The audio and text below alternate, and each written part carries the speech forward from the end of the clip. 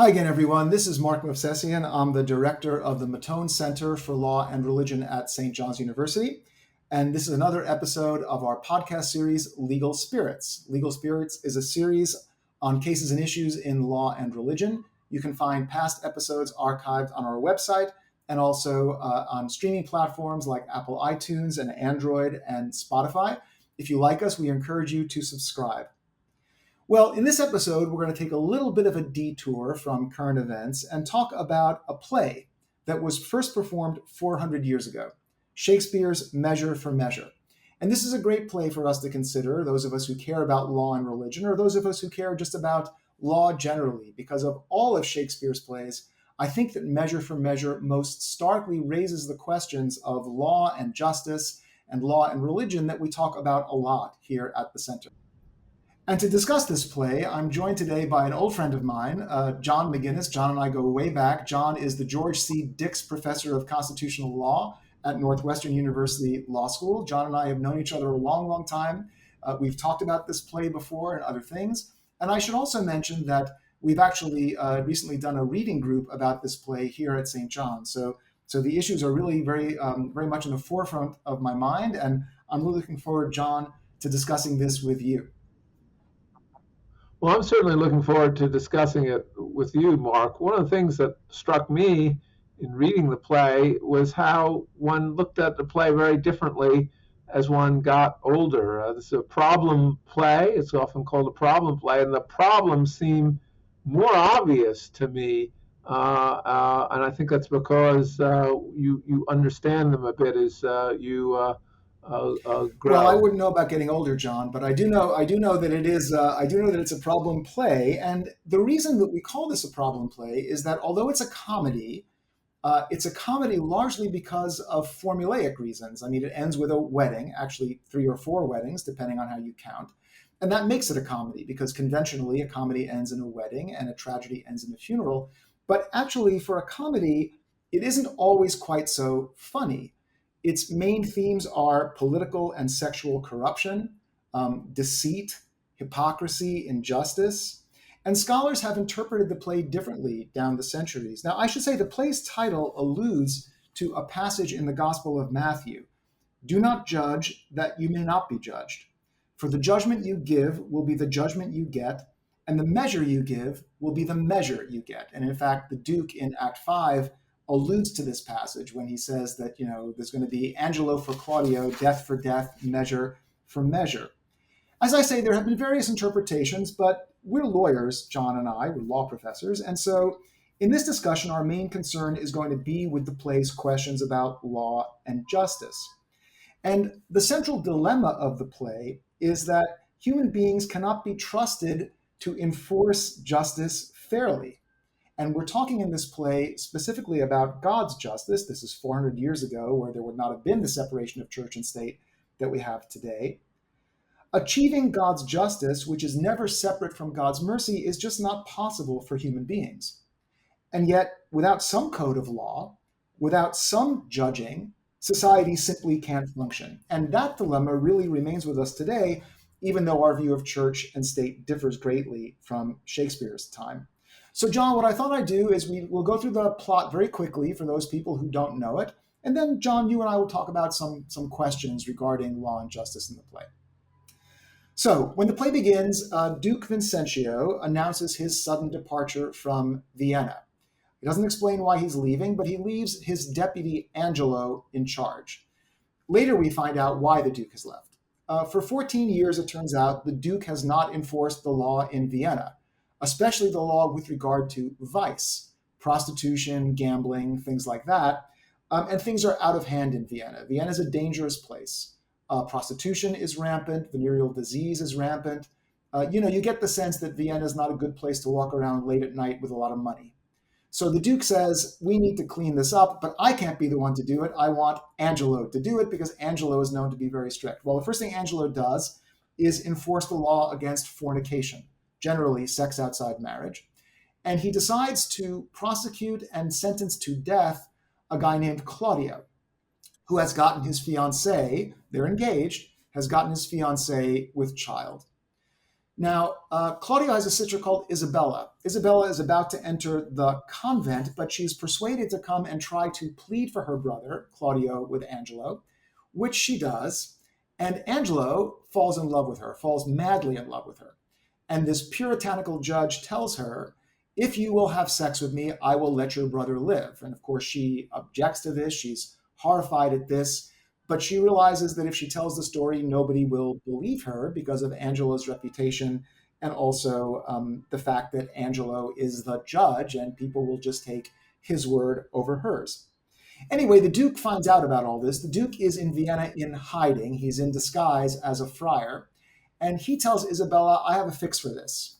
Angelo, it turns out, was engaged to a woman called Mariana years before, and he broke off the engagement because Mariana lost her dowry. So Mariana still loves Angelo, and the Duke, disguised as the friar, tells Isabella, we'll have Mariana sleep with Angelo in your place. This is the so-called bed trick. It's a conventional comic device. And that way, your brother will be released. And you won't have to give up your chastity. Everything will work out fine. Okay, so the bed trick works. Mariana sleeps with Angelo. He doesn't catch the trick. But then Angelo double crosses everybody because Angelo figures, Claudio, when he gets out of prison, is going to be pretty angry. I'm not sure what he's going to do about this, so it's better to get rid of Claudio anyway. So he orders Claudio to be executed. Then there's another comic byplay. They figure out a way to send somebody else's head to Angelo, not Claudio's head. But the Duke tells Isabella, your brother is dead. He doesn't reveal the fact that Claudio is still living. And he says, when the Duke returns, you should publicly accuse Angelo of all these crimes. Okay, so now the Duke comes back in his own person to Vienna. And just as he had asked her, Isabella accuses Angelo in front of him in public. There's a big public scene, a big public, I guess you'd call it a show trial. Eventually, the Duke is revealed. It's revealed that he was the friar, so that he knows everything that's happened. Angelo confesses and asks for immediate sentence of death, but the Duke doesn't do that. First, the Duke has Angelo marry Mariana, and then he tells Mariana, now I'm going to execute Angelo, because the only reason I had him marry you was so you would inherit his money as his widow, but now we can just get rid of him because he's been such a terrible person. And Mariana says, no, I still love him. I'd like his life spared. And she turns to Isabella. And she says to Isabella, will you please plead for me? Plead for Angelo, for forgiveness for Angelo. And the Duke says, again, there's this beautiful scene, very dramatic scene. It's all a show trial, of course, but it's a very dramatic scene. And the Duke says, there's no way Isabella will pray for your brother. There's no way Isabella will forgive him. And then Isabella does. And she kneels down and she asks for mercy for Angelo because she says, look, he was trying to do the right thing in the beginning anyway, and we should have mercy on him too. It's a beautiful dramatic scene. And then the Duke reveals that, in fact, Claudio is still alive. Everyone is reunited. Claudio marries his fiancée. Angelo has married Mariana. And then the Duke, kind of out of nowhere, says to Isabella, and I'd like you to marry me as well. And Shakespeare doesn't let us know how Isabella responds, but that's the end of the play. Okay, so that's the nutshell here. That's the nutshell of the plot. I've left out some of the comic elements of the plot. John, did you want to add anything?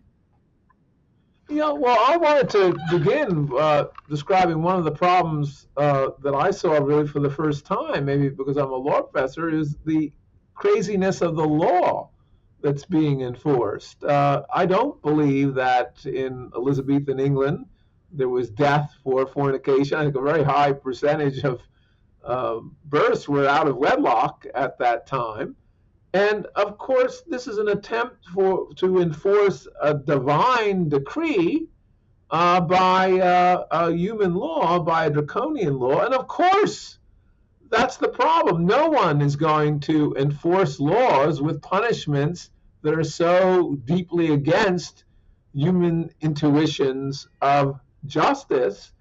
There's a part that you didn't mention in the play, which is some of the low-life characters suggest that it's impossible to enforce laws against prostitution, and they're right.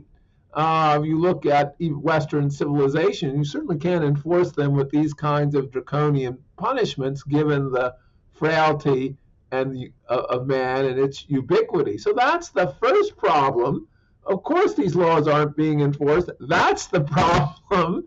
It's a problem with the law. It's not so much a problem with the enforcers.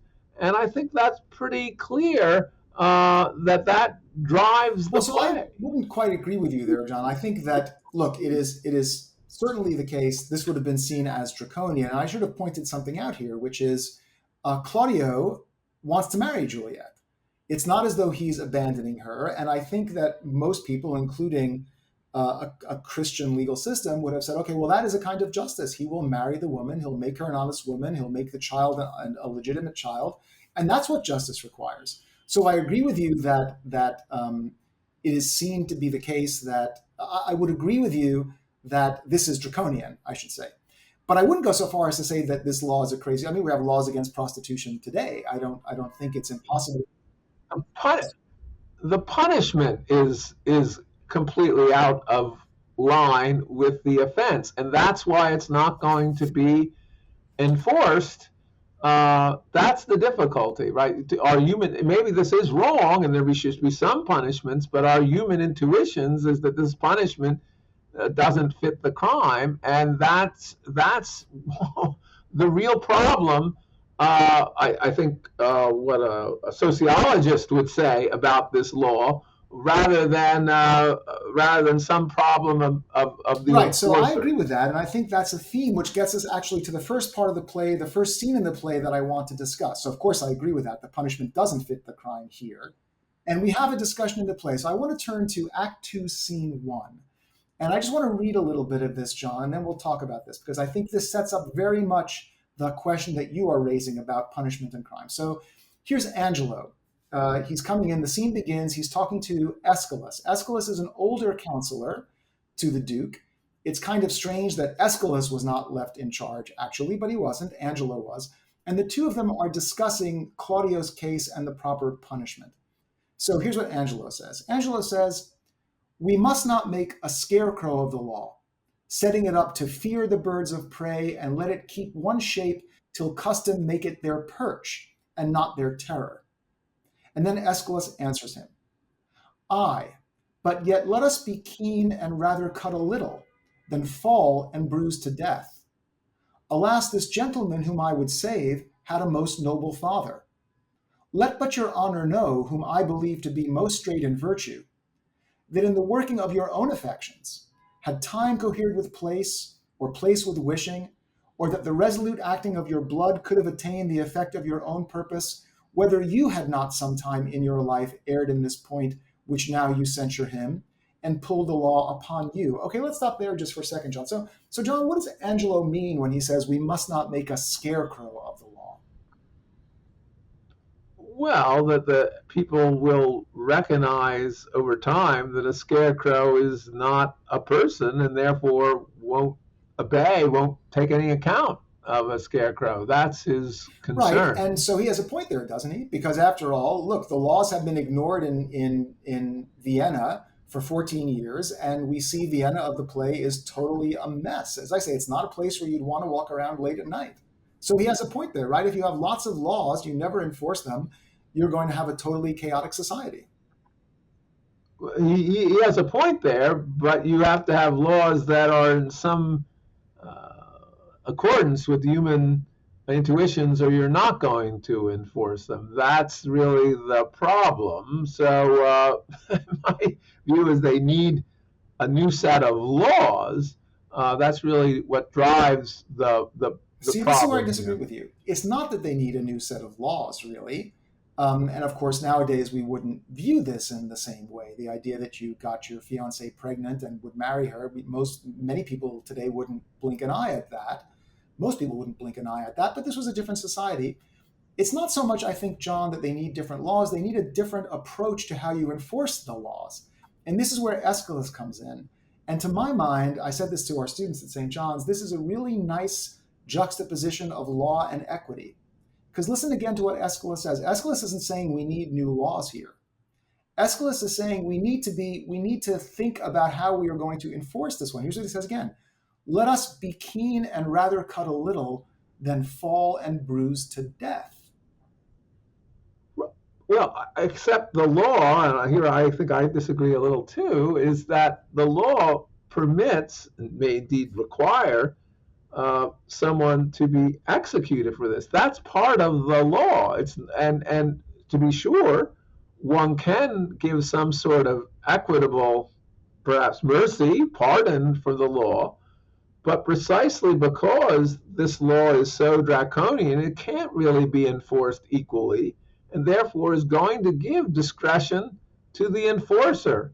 And that's the problem, right? It gives discretion to the enforcer and therefore is likely to lead to injustice. So I do think that in the setup of the law itself, it is a generator of injustice by having a punishment that's so out of keeping with our sense of justice that it can only be uh, tempered by mercy, which of course depends on the Well, you enforcer. say that, but I don't think Aeschylus would be saying this if he thought there weren't some room in the law not to put Claudio to death. I mean, Aeschylus seems to say, look, we don't have to do it this way.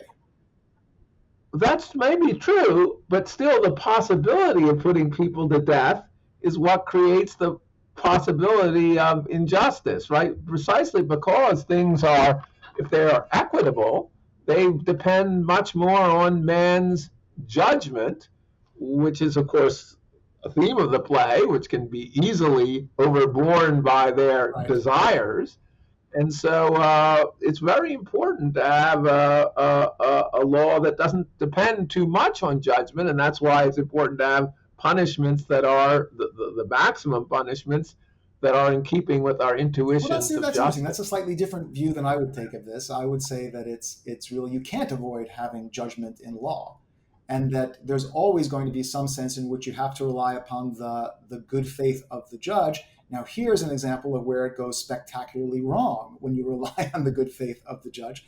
But I mean, if Aeschylus were in charge here, we wouldn't be having particularly this problem. I point out, of course, if men were angels, right, we wouldn't have these problems, right? We have to understand laws, at least from my perspective, of the kind of people we have, and that's why it's very important not to have punishments that are out of line that may be remitted at the discretion of Yes. the judge. We want to make sure, in fact, this is a debate really about sentencing, about should we give a lot of discretion to judges to sentence, or do we want to make sure that they have to follow some rules? This seems to be a dramatic example of a rule that's just completely out of kilter with our sense Your of reference, justice. John, to Madison, to if men were angels, they would need no government. Does I had missed this before? Of course, the central character of the judge here is called Angelo, and so I wonder whether or not Shakespeare had some ironic sense of that in mind as well.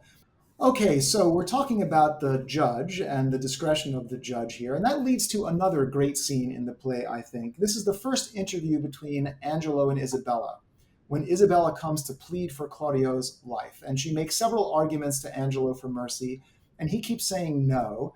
And I want to focus on this particular passage between them. So here's Angelo.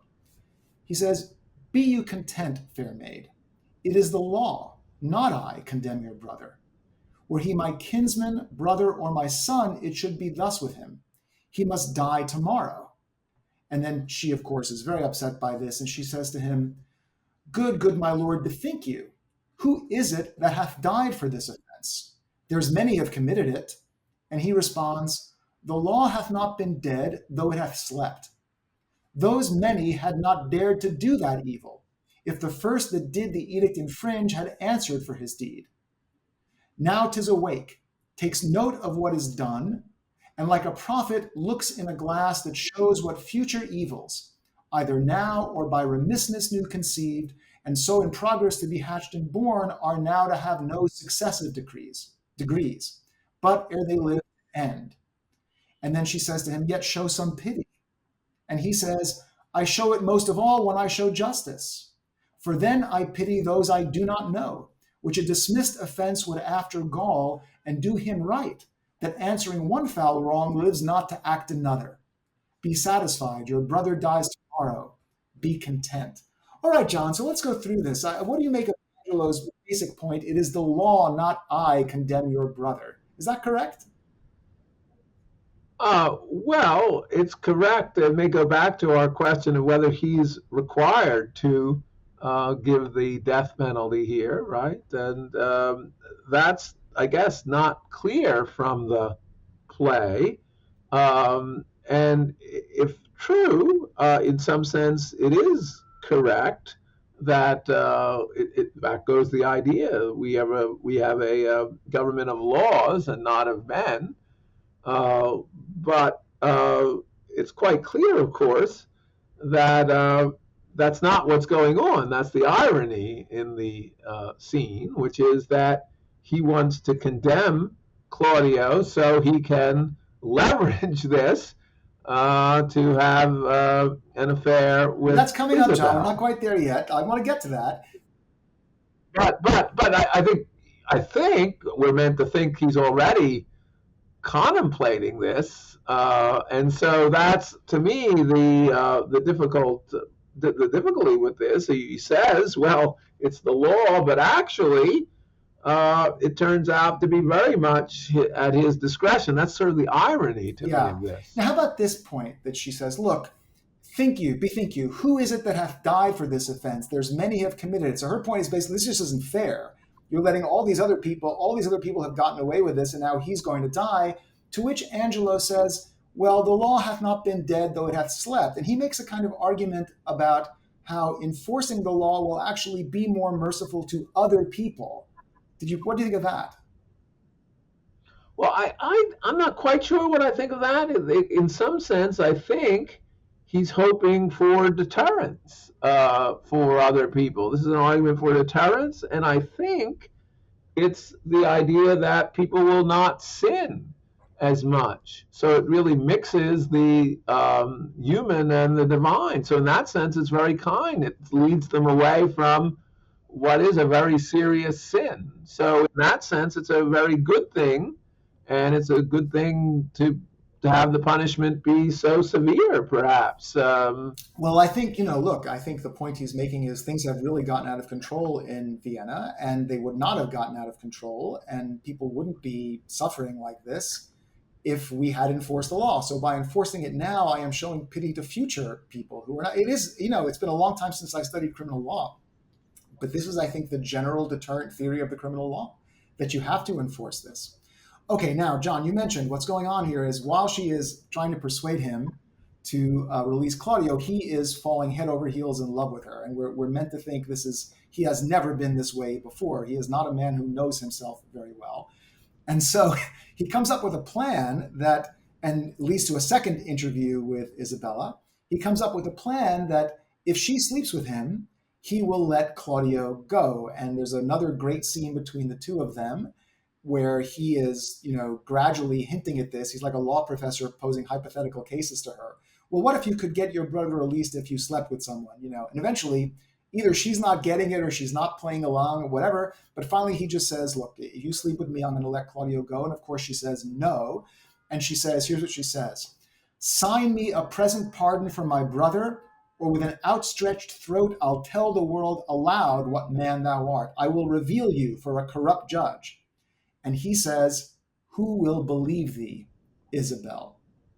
He's very confident about that. Why, John? Why is he so confident no one's going to believe her if she accuses him? Well, I think there's a few reasons to be confident. I think his office, and he's been described, he's been left in charge by the Duke. He's an important official, the most important official extant in the kingdom. I think he's been described as having this spotless reputation. Those are really very strong reasons. I think, of course, some people today would add that she's a woman and he's a man. But I don't think that's necessarily the most important reason. But it might well be another reason. I think she mentions the first two as reasons that she won't be believed. And so this again, what this points up to me is the great difficulty of getting enforcement of laws in a world where, of course, people have differential power, not only different power of wealth, but position, of reputation. And so law is imposed upon a society with all these kinds of differentials. So how can justice actually occur in such a society? People are not, they may be equal before the law, but they are so unequal in all sorts of ways, including their endowments to begin with, that the idea of equality before the law is one that is an ideal, but it's very hard to bring Yeah, about. I think you're right about all of that. I do think that the sexual politics here, of course, we're looking. Maybe it's anachronistic to think this was a lot of it, but I do think it's there. I think that the power differential. He's a powerful man. She's a basically powerless woman. I shouldn't say she's powerless. She seems to have some friends, and Claudio seems to come from a famous family. She and Claudio, but she has much less power than Angelo.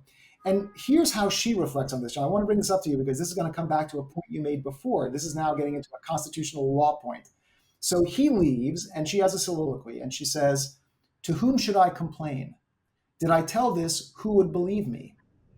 O perilous mouths, that bear in them one and the selfsame tongue, either of condemnation or of proof, bidding the law make curtsy to their will, hooking both right and wrong to the appetite, to follow as it draws."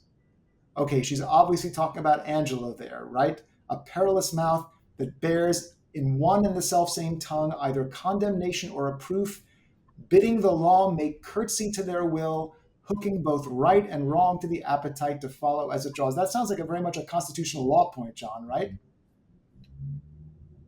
Well, it certainly, I think, again, is a focus on the idea that law is so easily corrupted because it's always we only have humans to enforce the law. We have this conceit that government, we have a law a government of laws and not of men, but we only have men to enforce the laws, and they have all sorts of interests. Now, of course, in our society, we generally don't see it as sexual interest. Generally, people are not leveraging that, but they're leveraging all sorts of other interests. We have worries that our government agencies are bent by special interests.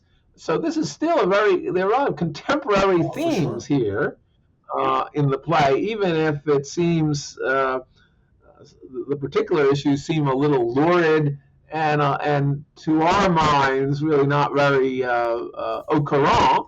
The actual problem of the corruption of the law, in fact, it may be more, in some sense, systematic today because our government is, in some sense, more open to corruption. We have open government, and that actually means we get all these power differentials reflected in the making of the law and the enforcement of the So I look law. at this, John, similarly, but I would be a little, maybe even more elemental in this than what you're saying. I mean, not about the administrative state and things, but basically, it goes back to the first interview between Angelo and Isabella, in which he says, "It is the law that condemns your brother." And she says, "No, it isn't," basically. "No, it isn't. It's you, and you can release him." And he keeps trying to avoid that, saying, "No, no, it's just the law." And here we come down to just an essential dilemma, which was true in Shakespeare's time in a very different society and true today in ours, which is that you cannot have a simple legal system without human judgment and intervention of some kind. Of course, it's always going to be the judge who decides how to apply the law. And it's impossible to escape the possibility that somehow the judge is going to be led by his own interest or her own interest. There's just no avoiding that. When I read this, you know Latin, the Latin phrase, I can't remember it. Who watches the watchers? Who guards the guardians? Right? What is that? Quis Say again. custodes. Quis custodiet Okay, right. Whatever you said. custodes. I don't know the Latin, but who guards the guardians? And this is just an essential dilemma. So I don't think this is a dilemma that can ever really be resolved. I mean, it was true in Shakespeare's time. It's true in our time. But this is why I think the play is just so interesting, even now, because this is still the central dilemma in a legal system. It seems to me. John.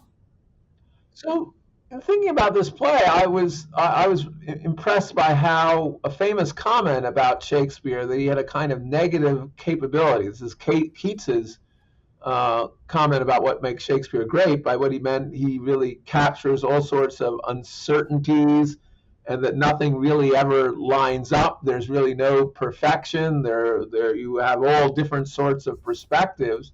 And that's, of course, a very good way, I think, having taught law for 30 years, of thinking about law. It's very hard to look at law from a single perspective. We have all sorts of perspectives in this play. We haven't yet talked about the Duke. I think we have another very big perspective on uh, sexuality from the common folk, who I think quite doubtful about any attempts to enforce sexuality. So one of the aspects that makes this play so interesting, I think, is that there are so many different perspectives that can be made of kind of what is the cause of the mess here. Well, I agree with that. What is the cause? There's a lot of different reasons for the cause. There are a lot of different causes for the mess, I think, here. Okay, now you mentioned the Duke. Let's now jump now to the end of the play. This wonderful, great scene. As I said, the Duke returns and he puts on this show trial, basically. In some ways, it's very cruel, but it could also be that the Duke has some reasons for doing this. And he puts on the show trial. He walks in, and Isabella accosts him, and she begins by demanding justice. Here's what she says. Justice, O royal Duke, veil your regard upon a wronged, I would fain have said a maid. O worthy prince, dishonor not your eye by throwing it on any other object till you have heard me in my true complaint and given me justice, justice, justice, justice. She says it 4 times very dramatically. And then by the end of this scene, she's come in asking for justice. And by the end of this scene, she's on her knees pleading for mercy for the man who tried to basically extort sex from her. And she still thinks murdered her brother. So how do you explain that, John? I have 2 questions. One, how do we explain this transformation? Is it believable? And second, what is the point of this scene in front of everyone in Vienna? Well, to me, the point of the scene is for this trial is really, and this makes me sort of doubtful of the character of the Duke, is really a trial of Isabel. She is giving her a trial. It doesn't seem, of course, that she's on trial, but she's really on trial. And the question is does he want to offer his hand in marriage? And he's already, I think, observed that she might be a somewhat difficult wife, in the sense she might not be a very forgiving person, which a husband might like to have. And so he's actually putting her to a test. And again, he's put Angelo to a test at the beginning, and the play ends less explicitly, but I think implicitly, putting Isabel to the test. And that's, I think, the reason for that. Is it believable? Well, what could change her mind? I think there are really only 2 things that happen that could change her mind. One is Angelo's wife-to-be asks for mercy. And of course, she's not been treated very well by Angelo. And so this is an example of mercy that she's given. And then there's the sense, I think, she doesn't know that Claudio is saved, but there's a sense in which she also recognizes that the Duke, who she only previously knew as a disguised friar, is really on her side, and that may also change her mind about the world. In other words, she doesn't feel as down and out, and can feel, in some sense, from a higher position in society, a greater ability to give mercy. I think the first reason is most important. To me, it still doesn't ring exactly Well, no, it doesn't true. ring exactly true either. And but here's what I think about this. So I think the Duke is an ambiguous character. In some ways, he's a very bad character, a cruel character, but he's also, in a sense, educating people. He's educating himself, he's educating his society, his city about this, and he is educating both Angelo and Isabella.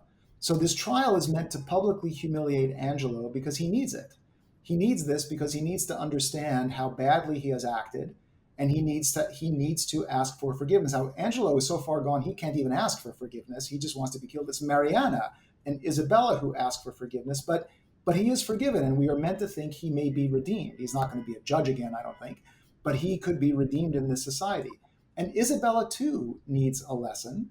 because if you know, as you say, she has had a very black and white view of things and has not been the most forgiving of people.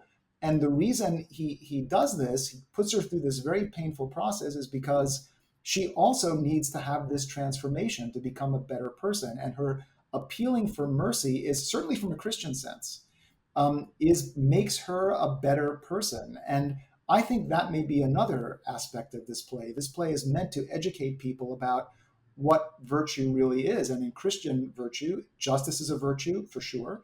And there is justice in this play, right? Angelo and Mariana gets justice, Juliet gets justice, Claudio gets justice, and Isabella gets justice in a way, justice which only comes to her when she is willing to forgive and show mercy. That's how I would look at this. Then there's, of course, the ending scene where he has to marry her. I don't know what to make of that, John. So one thing I would emphasize, yes, there does seem to be justice, sort of some intuitive justice. There doesn't seem to be any law really at work. In some sense, that's for a lawyer, what's so interesting about this. After all, the bet trick is hardly a legal matter. In fact, they're actually, the Duke is permitting fornication, right? He could prevent Well, hang his on. They are fornication. engaged, Angela and Mariana, right? But it's not at all clear that Claudio He isn't is. In fact, he engaged, is. He right? is engaged. And so it seems very similar in that respect, and yet, and so this is a way, again, of, it's not only mercy in the sense of remitting the law, it's consciously violating the law to have a higher sense of justice, to actually create the bond between Mariana and Angelo.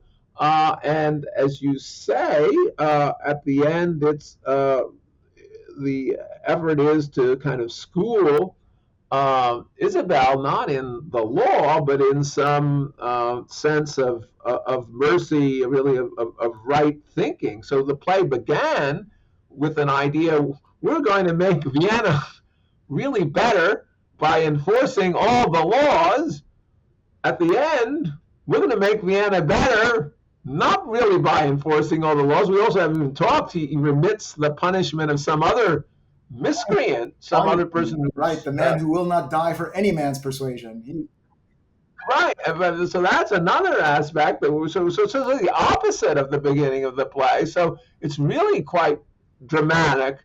The ending scene, it really turns the idea that the way we create a better city is by enforcing the laws. The better we create a better city is by enforcing an idea of justice.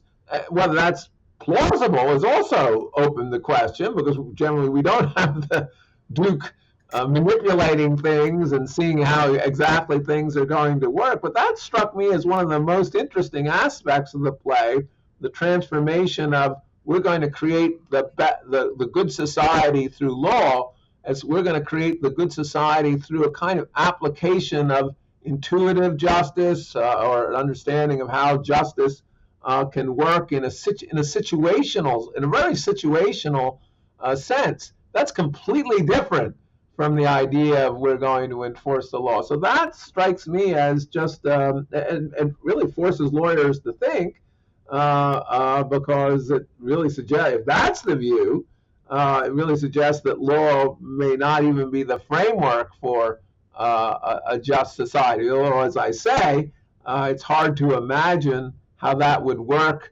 at Well, that's a great scale. point. That really is a very interesting point. I mean, again, unless you go back to Aeschylus, Aeschylus never says we don't have the law. He just says we have to figure out a way to apply the law in a humane way. You know, John, when you were talking, I was reminded of Grant Gilmore's great quote at the end of The Ages of American Law. I'm sure you know it, in which he describes heaven and hell. And he says, in heaven there will be no law, and the lion will lie down with the lamb.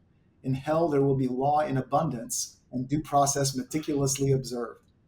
So, well, look, this is a great play, and there's lots more we could say about it. John, do you want to have another final comment on the play? No, that's my final comment is, it makes me feel humble about our profession, about how much it can deliver, at least in an That is a great ideal point. I think sense. we'll leave it there. So, This has been another episode of Legal Spirits, our podcast series on cases and issues in law and religion. Our guest this time has been Professor John McGinnis from Northwestern, an old friend of mine. We had a great time with you here, John. Hope you come back again some other time. If you'd like to find past episodes archived, you can find them on our website, lawandreligionforum.org, and also on streaming platforms like Apple iTunes, Android, Spotify, and others. So we'll see you next time, but that's it for this time. Bye now.